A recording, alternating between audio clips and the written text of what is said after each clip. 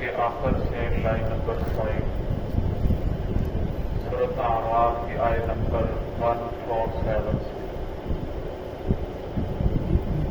اعوذ باللہ من الشیطان الرجیم بسم اللہ الرحمن الرحیم واتخذ قوم موسیٰ من بعده من حليهم عجلا جسدا له خوار ألم يروا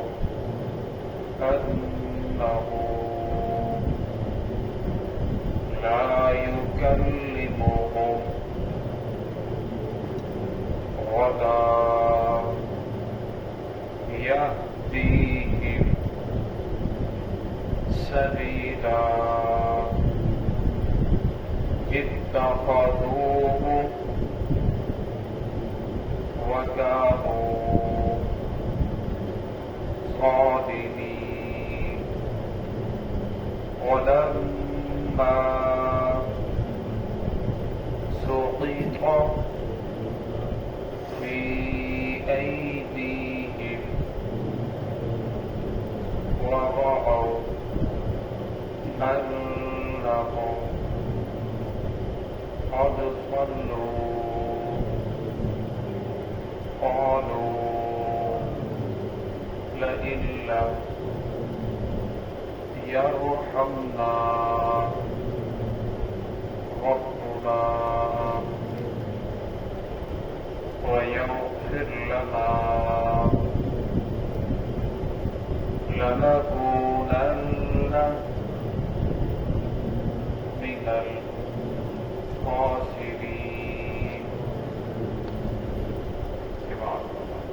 بسم الله الرحمن الرحيم واتخذ قوم موسى من بعده من حليهم عجلا جسدا له خوار ألم يروا أنه لا يكلمهم ولا يهديهم سبيلا اتخذوه وكانوا ظالمين ولما سقط في أيديهم ورأوا أنهم قد ضلوا قالوا لئن لم يرحمنا ربنا ويغفر لنا لنكونن من الخاسرين. واتخذ قوم موسیٰ اور بنا لیا موسیٰ علیہ السلام کی قوم نے من بعدہ ان کے دور پر چلے جانے کے بعد من حلیہم عجلا جسدا لہ خوار سونے سے بچڑا جسد لہو جس کے لیے ایک جسم تھا خوار اور اس کے لیے آواز تھی. الم یروا انہ لا یکلمہم کیا وہ دیکھتے نہیں کہ بے شک وہ ان سے کلام نہیں کر سکتا اور نہ ان کی رہنمائی کر سکتا ہے راستے کی طرف. اتخذوہ اور انہوں نے بچڑے کو معبود بنا کر وکانوا ظالمین اپنے اوپر بہت بڑا ظلم کیا ہے.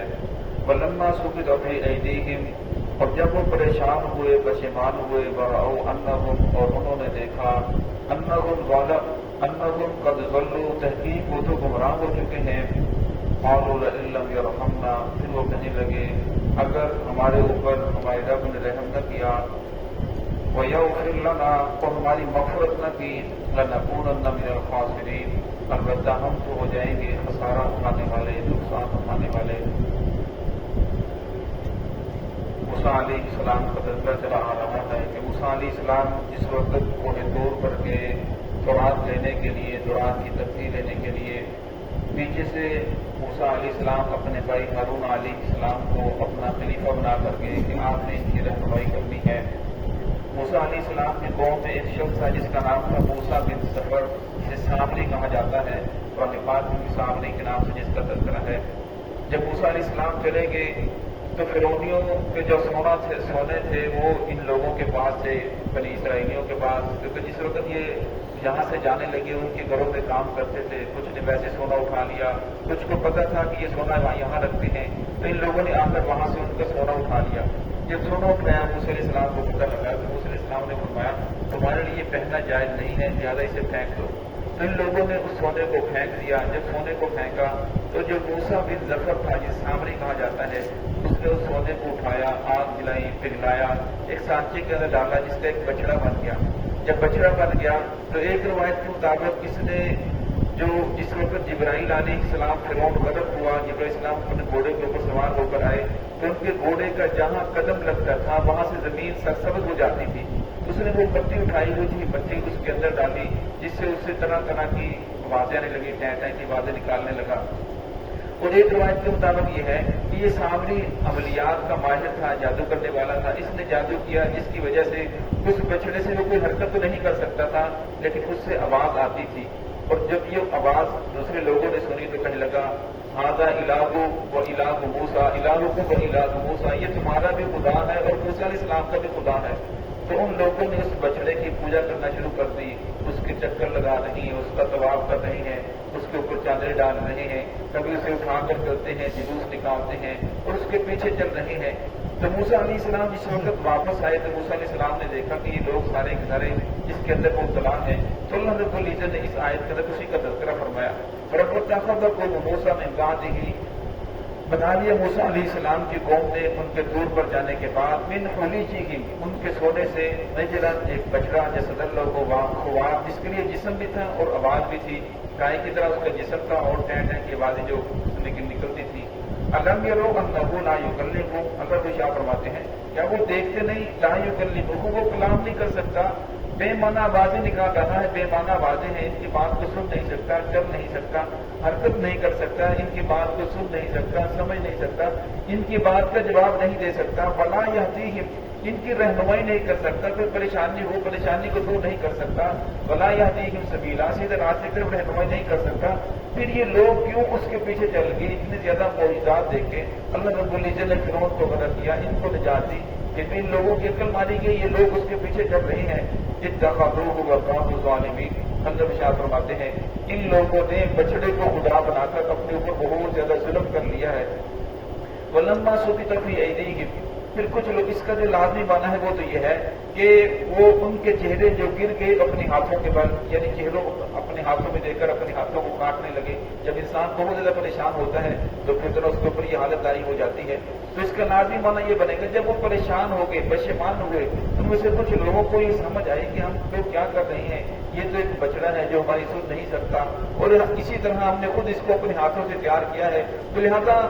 لگتا یہ ہے کہ ہم لوگ گمراہ ہو چکے ہیں۔ اور جب ان لوگوں کو یہ سمجھ آئی کہ ہم لوگ گمراہ ہو چکے ہیں تو پھر وہ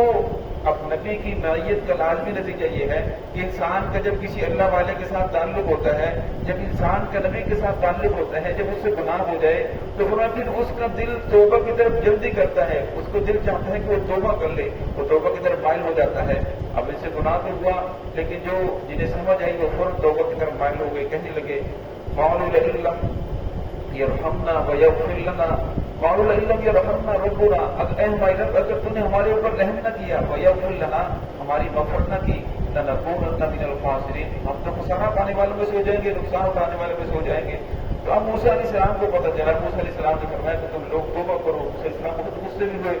اب توبہ کے لیے اللہ رب العزت نے ان کے لیے طریقہ تجویز فرمایا، سورہ بقرہ کے اندر آتا ہے فَاقْتُلُوا أَنفُسَكُمْ، کہ جس آدمی نے بچڑے کو سجدہ کیا یا اس کا طواف کیا یا اس کو معبود مانا،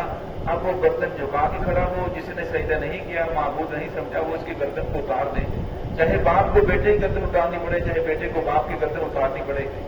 اب اس طرح ایسا ہی ہوا، جن لوگوں نے معبود سمجھا تھا وہ گردن جھکا کے کھڑا ہوتا، دوسرا اس کی گردن اتار دیتا۔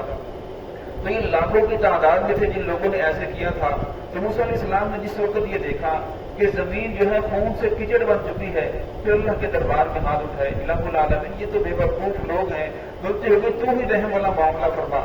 अल्लाह रब्बुल इज्जत ने ऐलान फरमाया कि जिन लोगों ने जो लोग कत्ल हो गए तो फरमाया उन्हें शहादत का मर्तबा अता किया जाता है, और फरमाया जिन लोगों ने जो लोग बच गए जिन्होंने फरमाया उनको माफ कर दिया जाता है, मैंने उनको माफ कर दिया। तो यहाँ कुरान पाक सारा वाक़या जिक्र करने के बाद और लोगों को ये समझाना चाहता है, उम्मत को खबरदार करना चाहता है कि पहली कौमों ने जब अपने नबी के दीन से मुंह मोड़ा तो उनके ऊपर उनके मुताबिक सजाएं मुरतब हुई। तो अल्लाह रब्बुल इज्जत ने दुनिया के अंदर भी सजाएं मुरतब की और आखिरत के अंदर भी फरमाया उनके लिए बहुत बड़ी सजाएं होंगी। और मैं अगर आज उम्मत मोहतिया अपने नबी की मोहब्बत से मुंह मोड़ेगी, अपने नबी के दामन को छोड़ देगी, हालांकि अल्लाह रब्बुल इज्जत ने आप सल्लल्लाहु को वमा सल्लल्लाहु इल्ला रहमतल लिल आलमीन रहमतुल लिल आलमीन बनाकर भेजा है। और आप सल्लम की दुनिया से मौत होने के बाद जो आदमी जितना ही बड़ा गुनाह करे, अल्लाह रब्बुल इज्जत के लिए ये शर्त नहीं लगाई कि ये आदमी जब तक अपने आप को कत्ल नहीं करेगा इसकी तौबा कबूल नहीं होगी। अब उसके लिए शर्त ये है कि ये इंसान दोबारा अज़म कर ले कि मैं आइंदा बुरा नहीं करूंगा, वलम युसिर्रु अला मा फ़अलू,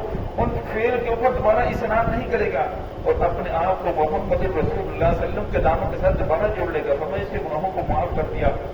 असल्लम की हदीस है, अत्ताइबु मिन ज़म्बि कमल्ला ज़म्बला, गुनाहों से तौबा करने वाला ऐसा है जैसे उसने गुनाह किया ही नहीं, अल्लाह रब्बुल इज्जत उसके गुनाहों को माफ कर देते हैं। और एक बार बाकी आयत है, युबद्दिलुल्लाहु सय्यिआतिहिम हसनात, हत्ता कि अल्लाह रब्बुल इज्जत उसके गुनाहों को, उसकी बुराइयों को नेकियों के अंदर तब्दील कर देते हैं। अल्लाह बड़े गफूर रहीम है। तो बंदों को ये समझना चाहते हैं कि अगर गलती हो जाए तो कोई बड़ी बात नहीं है, गलती हो जाना ये इंसान की फितरत है, लेकिन फरमाया इंसान तौबा कर ले और दोबारा से अपने आप को मोहम्मद रसूलुल्लाह सल्लल्लाहु अलैहि वसल्लम के दामन के साथ जोड़ ले, अकीदा वो तैयार करे जो मोहम्मद रसूलुल्लाह सल्लल्लाहु अलैहि वसल्लम ने बताया, और फरमाया अमल वो करे जिसके करने का रसूलुल्लाह सल्लल्लाहु अलैहि वसल्लम ने हुक्म दिया। और जब इंसान दोबारा अपने आप को जोड़ लेगा, अल्लाह ताला मेरे सारे गुनाहों को माफ कर देंगे। तो है कि अल्लाह रब्बुल इज्जत हमें रसूलुल्लाह सल्लल्लाहु अलैहि वसल्लम सच्ची मोहब्बत नसीब फरमाए।